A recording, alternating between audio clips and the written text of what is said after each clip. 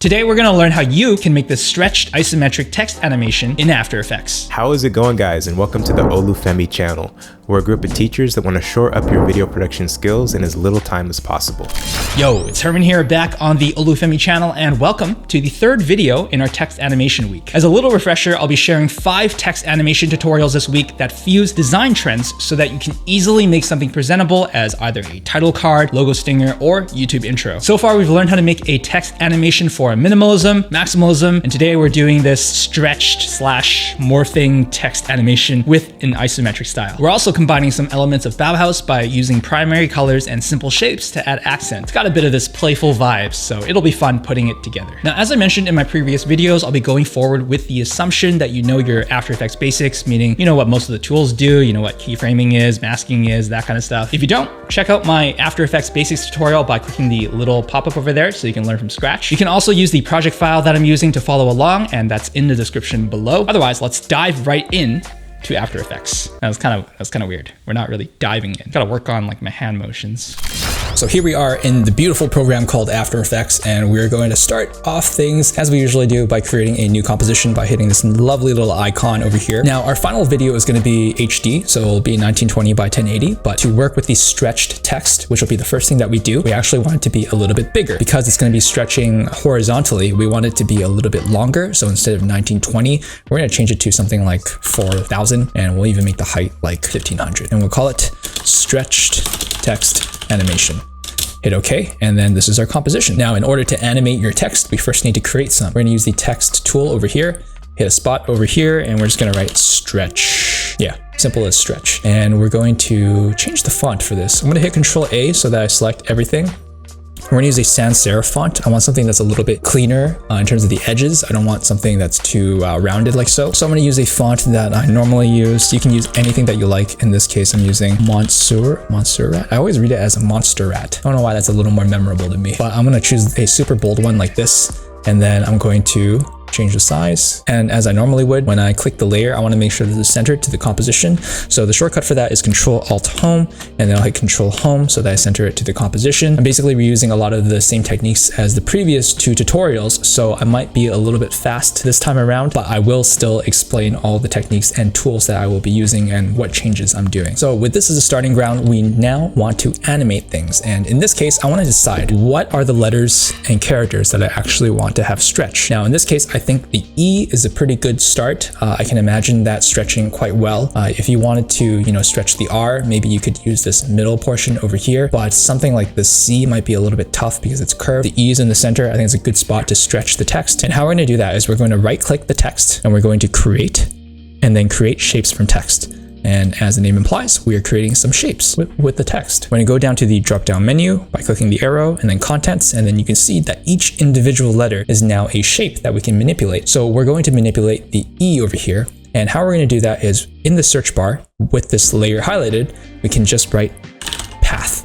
And then what we're doing is animating the path. So we're going to look for the E over here. Okay, so this is what we'll be animating. And we're just going to go to 2 seconds over, just like that. So we're at 2 seconds, and I'm going to hit the stopwatch. So this is going to be the end position for the E. Now, since we're working with only the E, and I don't want everything else to be like distracting, I can hide the visibility of the other letters by just, hiding all this stuff, except for the E. So I am working with only that character. And then now I'm gonna go to about 1 second. This is where I want the stretched effect to happen. So what I'm gonna do is, because all the points are highlighted right now, I'm gonna just click somewhere in the E, and then I'm gonna click one of the points. And then now I only have this 1 point selected, but I want to select all of the points on the left side because that's where I want the stretch to be happening.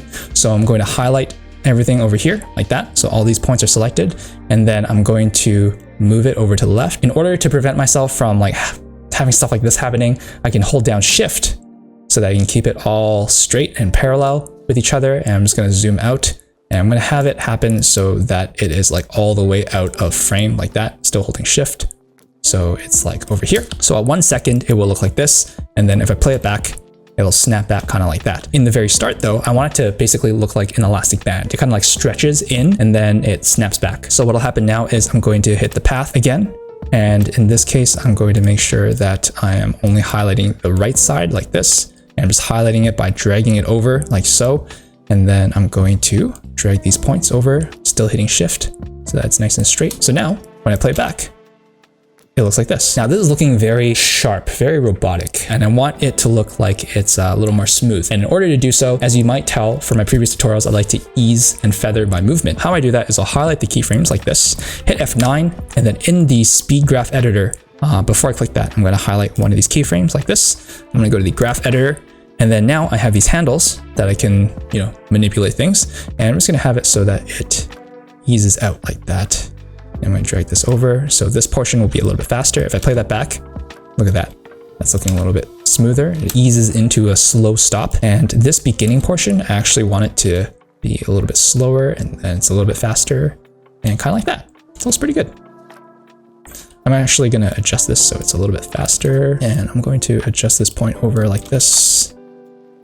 And I'm going to exit the graph editor, and I'm going to actually have it ease in even a little more. What I'm going to do is I'm going to just zoom in, go back a couple frames around here, add a new keyframe over here like that. And I'm just going to move that over by 2 frames. And then now it'll kind of like be a little bit faster over here and then slow down near the end. So now it looks even more feathered if I play this back. So this is essentially how you make the stretch text effect. I'm going to do the same thing, but for a different letter. I'm going to actually do it for the T. So I'm just going to make it visible again by hitting the eye icons. So this will be a nice little recap in terms of how to do it. So I'm going to go over here. I'm going to hit the stopwatch. So this is the final position. I'm going to go back to where I want the stretch to happen. And in this case, I'm going to basically highlight everything over here. And then I'm going to zoom out. And then I'm just going to move this over here, hitting shift so that it doesn't shift around. Oh, that was actually pretty good. Go back to the very beginning over here, highlight the remaining ones, and then it's out like that. And then just like before, we'll highlight these keyframes, hit F9 to ease them, and then we're going to go to the graph editor. I know I'm moving a little bit fast, but it's all the same dealio. And then we're going to play it back. And this is what it looks like. And to have that same kind of like easing motion as I did before, we're just going to create a keyframe over here and then just move it by a couple frames, and it's about the same.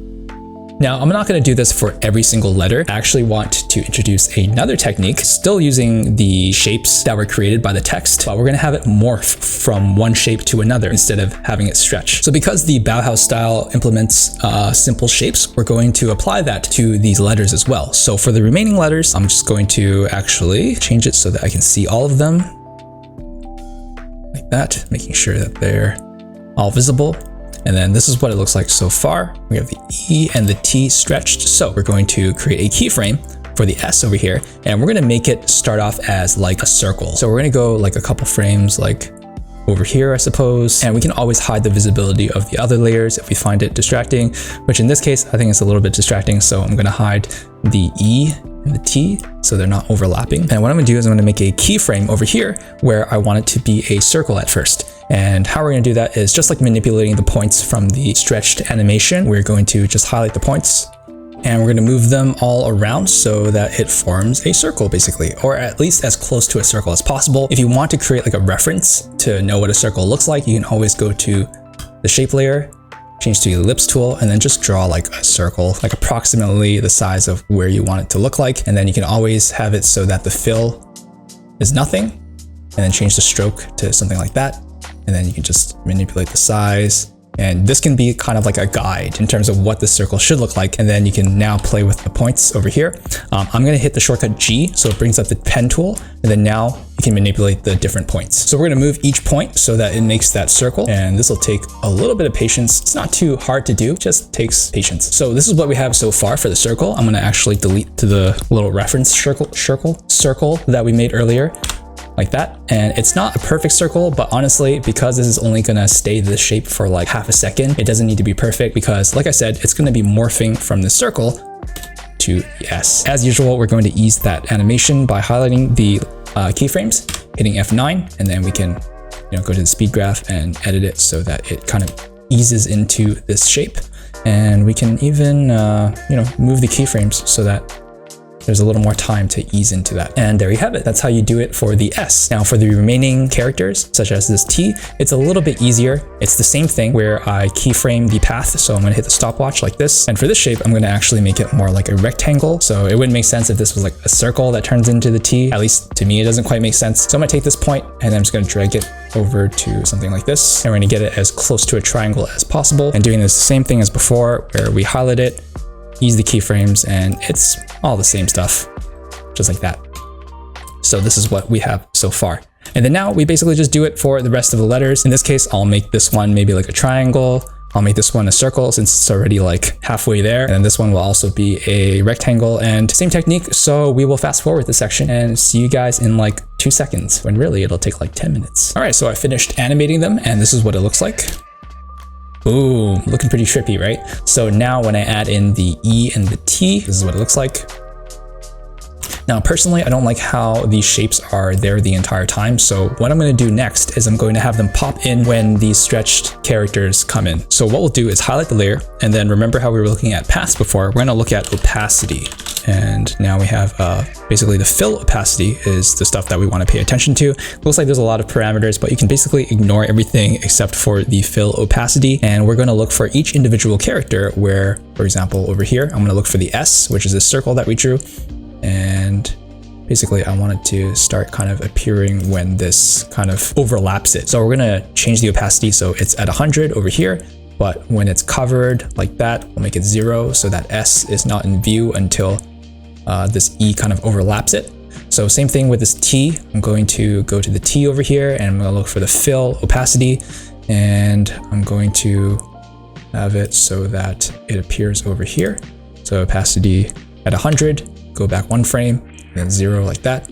Same for the R. We're going to go to the R over here and under the fill opacity, and we're going to have it when it overlaps over here at 100, and then go back and it's 0. And that's it for the left side. So I'm going to go to the right side now. So whenever the T kind of overlaps, so we're going to have the H appear over here. Go down and find out H. So as you can see, the more letters that you have to work with, the more work it is. It'll all be worth it in the end. At least that's what I tell myself. So we hit the stopwatch for 100%, go back 1 frame, make it 0, and then finally to the C, get 100 over here, and then maybe a 0 over here. All right, so if I hit U, it's gonna bring me all these keyframes that I was working with earlier.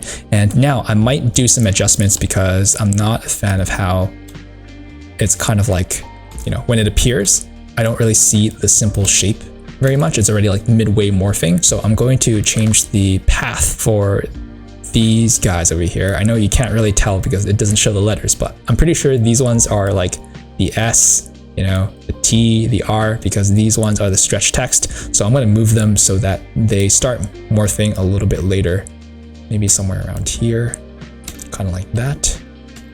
So this is what it looks like. And then I'm going to move the keyframes for the remaining ones. So once we move those keyframes as well, this is what it looks like when I slow it down. And then when I play it back in real time from the very beginning, this is what it looks like. Pretty sick, right? So that is the morphing text animation. Now, before we continue, let's take a small break to talk about this little thing that I made called Enter the Future. It's a motion graphic asset pack that I handcrafted and includes a variety of assets you can use for your music videos, commercials, live streams, narrative films, you name it. So if you need transitions, borders, or custom text animations to give your video a modern edge, I recommend checking it out. All right, back to After Effects. And then now I just want to change the color of this because when it's all white, it's looking a little bit plain. We want to go for that Bauhaus type of style. So we're going to type in color while this effect is highlighted, and we're going to change the fill color for each of these characters. And we're just going to go to the Adobe Color website to find a color palette that we like that kind of resembles it. And I think this one's not bad. So we'll do something like this, and we're just going to copy, you know, the colors over here. We'll do blue and then go back to After Effects. And then for the S, we'll change the color to the value that we copied, which in this case was blue. And then for the next one, T, go to green, back to After Effects, T, fill color. Make sure it's not the stroke color because we don't have a stroke over the characters. We're going to change it to this green. go back to this, copy this, go to R, and so on and so forth. So this is what we have right now. This E is actually black, it's not invisible. So if I toggle the transparency grid, you can see that this is what I have right now. And then now is the time for the isometric effect. So I want to credit Michael Tierney for this because I watched this tutorial to find a more streamlined way of doing this, because when I did this, it was a much harder way of doing it. So thank you. So in order to do that, we're going to create a new composition. Okay, so we're going to call this one angle A, and we're going to change the dimensions to 1920 by 1080, so it's HD like this. And this is the part where it's going to look a little bit intimidating because we're going to create a camera in this composition. Now, I personally don't even work with cameras very often, so I find it a little bit intimidating, but this is the best way to create this effect, so we're going to do it. We're going to right click in empty space, go to new, and then go to camera, and we can just use these default settings like this, and we're going to hit OK. It'll give me this warning saying that layers that are 3D layers will be affected. So we're just never going to look at this warning again by hitting never again.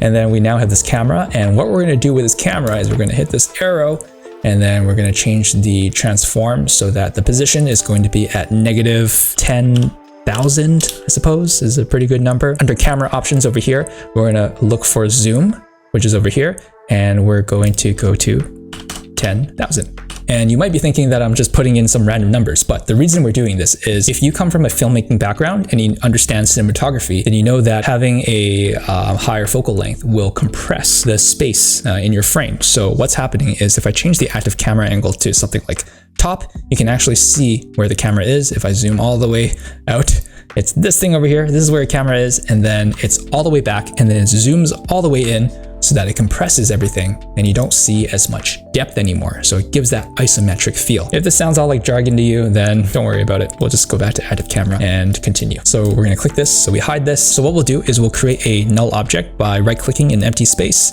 new, null object, and we'll call this camera control.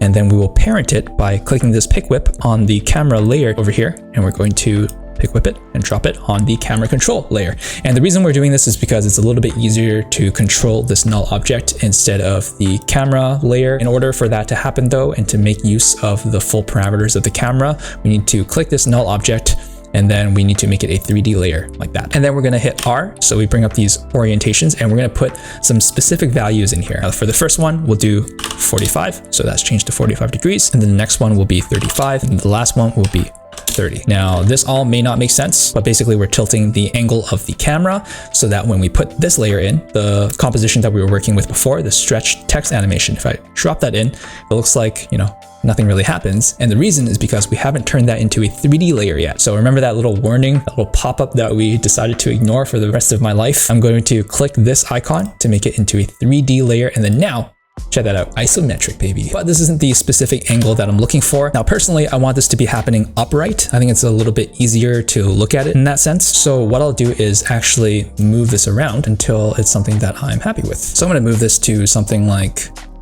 let's say 315-ish. I'm okay with this. So in this case, it's looking a little bit big. So I'm going to just hit the S button to bring up the scale for this text. And I'm just gonna scale it down a little bit, maybe to like 80%, so that I can see more of that stretched line animation in the corners, and this is essentially the first step to making this effect. Now, what I personally want to do is I want that E to be that separating point where it'll like change into a different angle. So I'm going to make another one of these where I will shift the camera angle. So I'm going to go to this composition, which is the one that we're going with, and I'm going to hit Control D to duplicate it, and we'll call this angle B, like that.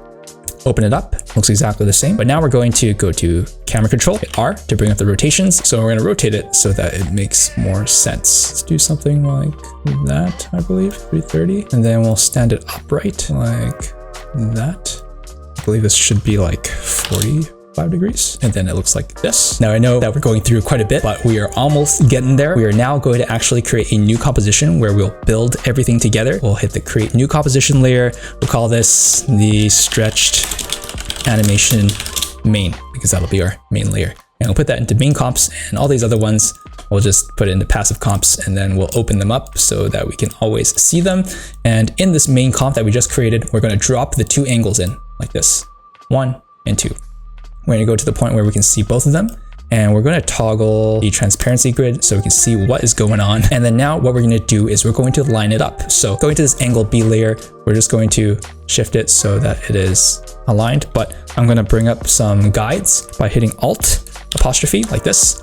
And I'm just going to move them so that they're in like center-ish, or at least the E is somewhere around the center like that, and hide the guides. And then we're going to mask the areas that we want to keep facing this way. So in this case, it's the STR. Now to make things a little less confusing and less cluttered, I'm going to hide the visibility of angle B. So we're just working with this. So basically I'm going to highlight that, and remember the cutoff point is the E. That's where I want the angle shift to happen. So I'm going to draw a mask. I'm just going to hold this down. So I go to the rectangle tool, and then I'm just going to draw a mask over here until it's about to hit that E. And then we're going to highlight angle B, see the visibility of that. And then just like what we did earlier, we're going to keep the E and the T in this case, like that. We got the rest of the letters that I want to be the same angle as the S, T, and R. So I'm going to go to that layer. I'm going to hit Control D so I duplicate it, and we'll just rename it to like angle C, so we know. We're going to shift this mask by hitting M to bring up the mask, and then we're going to hit V so that we are at the selecting tool, and we're going to double click it so we can move this mask all the way to the C and the H. We're going to try and keep as much of the C as possible. Even if we see a little bit of the T, it's okay. And then now we're going to change the position of this layer by clicking it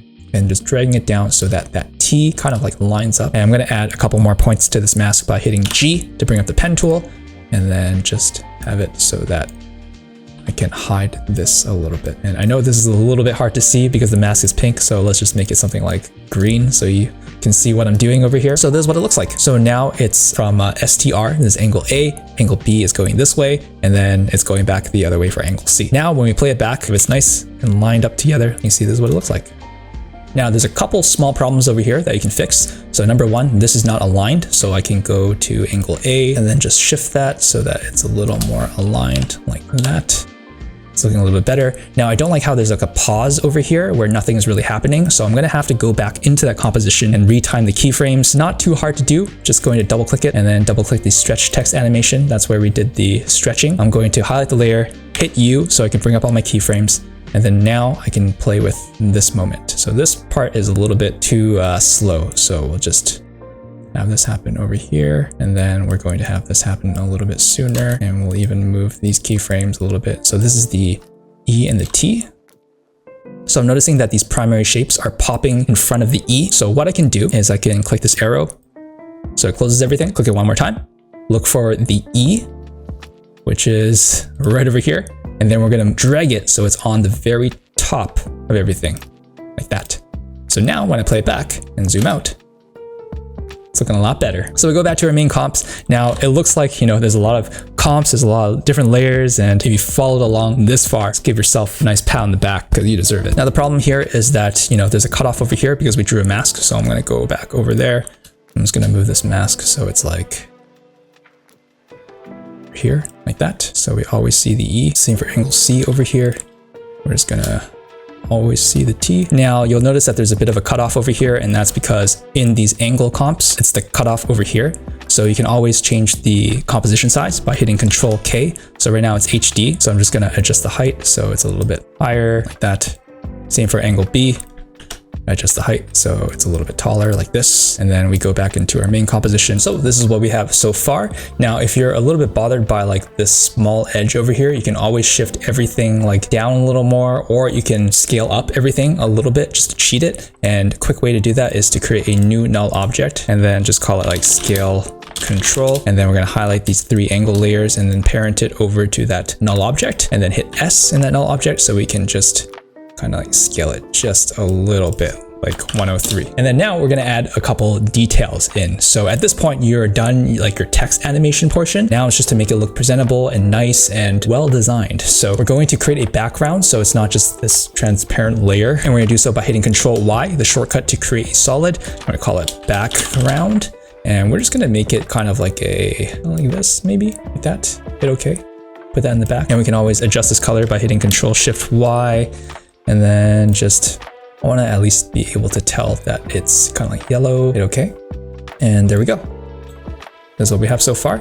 And then now we're going to add a couple of details, also adding to this isometric design. To do so, we're just going to duplicate one of these angle layers. I'm going to hit Control D with angle A, and we're just going to call it details A. Double click it. And then now we're going to delete this text animation, and we're going to add some simple shapes. So we're going to draw some shapes with the tool over here. So we can draw like a square, for example. And right now it's just the stroke.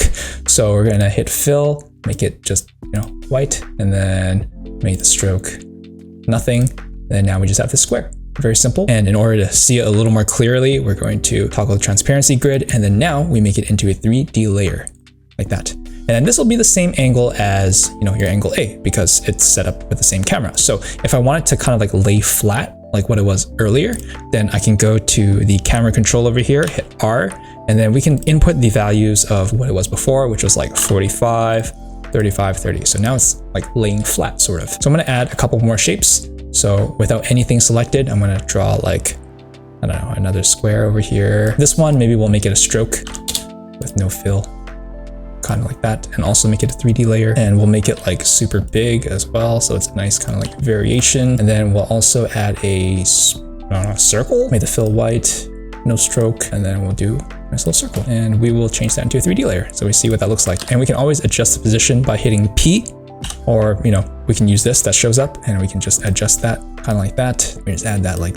this sort of, move that. We can move this square over here as well. I think the text will be happening around here, so we want to make sure it doesn't kind of like disrupt it or overlap with it. And then we'll add even like a triangle by going to the polygon tool and then just doing that. And when you're using the polygon tool, it'll automatically make this pentagon. This is a pentagon, right? Yes, it is. While I'm holding down, and I can still move it around like this, I can hit the down arrow key to reduce the amount of sides all the way to a triangle. And then I can do that, turn it into a 3D layer, and voila. Now we're going to just, play around with it, just adjust the position and the size, like that, have it a little bit cut off so it looks nice and abstract. And then we have basically this detail angle, like so. Now we can adjust the colors of this so that it's more of that Bauhaus style. And I can always, bring this in, for example, and then just use this to sample the colors. So for shape number 1 like this, I can change the fill so it's like, this color over here, hit OK, and then do that for each individual one. This one is this square up here, change the color to like green, nice and fun, and the circle can be like that. And then this can be white. And then we'll delete that because we don't need it anymore. And then we're going to go to the main composition, which is this one. We're going to drag and drop details A and see what that looks like. So this isn't too bad. We got this first angle. Now we're going to create a little more in a different angle. So what we'll do is duplicate the details A. So now we have a details B, just like why we were naming it A and B before. This will just be an alternate angle. So we'll change the camera angle by highlighting this layer, hitting R, and then just changing it to some sort of angle that we haven't seen yet. So 15, kind of like that. All right. And we can reuse some of these shapes. We can just move them around a little bit, kind of like this. And we'll change the color of that by bringing this in so we can sample it. We'll just make some variations by making it a little bit smaller, for example. Change the color to like green. And I'm just going to move things around and experiment and change the color. So see you in like a couple seconds. All right, so after playing around with it, this is what I've got. And we're gonna go back to the main comp, and then we're gonna drop details B on top like that. And we're gonna see if anything looks kind of weird. So I feel like the angle is a little bit off because my math was a little bit off. So what I can do is I can look at this layer in one window and then make some adjustments in the comp that I was working in. So what I mean is I'm going to lock this composition like this, and I'm going to go to details B like that. And then we're going to just drag this window over to the side over here. So now I can see both windows and I'll see how this is affected. So I'm just gonna change this to fit up to 100. And then now I can change the layers over here. And let's actually work with the camera control first. I'm gonna hit R and I'm gonna get something that actually looks a little more correct. And then now I can move things around. Square, for example, this square as well was kind of like overlapping. So we'll make that. So now we can close this window once I'm happy with it. And I will unlock this and go back to the main layer like this, and let's play from the very beginning. Not looking too bad. So now I can just make some very minor adjustments. For example, I don't like the color of this background. Now that I'm looking at it, I kind of want it to look a little more like that. Hit OK. And then what I can do is remember this layer where we parented the 3 different angles earlier. So we can also parent these details over to that. And then we can hit S and we'll just make like a very subtle zoom in. And because it's such like a small amount of scale, you don't really lose much quality. I'm just doing it from 103 to 107. And that small amount of zoom will help make it look a little more dynamic. Instead of 107, let's do like 110 because that was a little bit too subtle. So we'll have the animation happen somewhere around here. I'm just going to change the workspace area kind of like that because I made this whole composition like 10 seconds, which might be a little bit too long. So if I play from the very beginning, fit up to 100, hit Control S, so we save all the lovely progress that we made, hit the space bar, boom. So we got. Now to add a little bit of liveliness, just like what I did for the Maximalism video, which is the previous video that came up before this, I'm going to make a new adjustment layer, rename that to noise, add an effect called not effect. Oh my gosh. Noise, and then we're going to go to the effects panel over here and we're going to add a little bit of noise. About 8 will be okay. And it's time to watch the progress of all our hard work by hitting the space bar. The mic's in the way. Hold on. There we go. Oof. It's looking pretty good. You guys did it. You made it to the end and created a dope stretch text animation with a fusion of different styles. Now, we went through quite a few things, but with what you learned today, it was like cramming 3 tutorials in one because you can use the stretch text animation on its own, or you can create an isometric style for something else, or create the Bauhaus look for videos that call for it. You know what? Let me know in the comments what you end up using this text animation for. Oh, and make sure that you subscribe to the 𝐂𝐿𝐵𝐹𝐵 channel if you haven't done so already so that you don't miss the remaining 2 tutorials on this text animation week, and hit the bell notification so that you can stay on top of things. Check out the videos that I did on minimalism and maximalism for this animated text week if you haven't done so already. If you want to check out what I'm personally up to, my YouTube and my Instagram handles are right here below. Otherwise, as always, I'll see you guys in the next tutorial.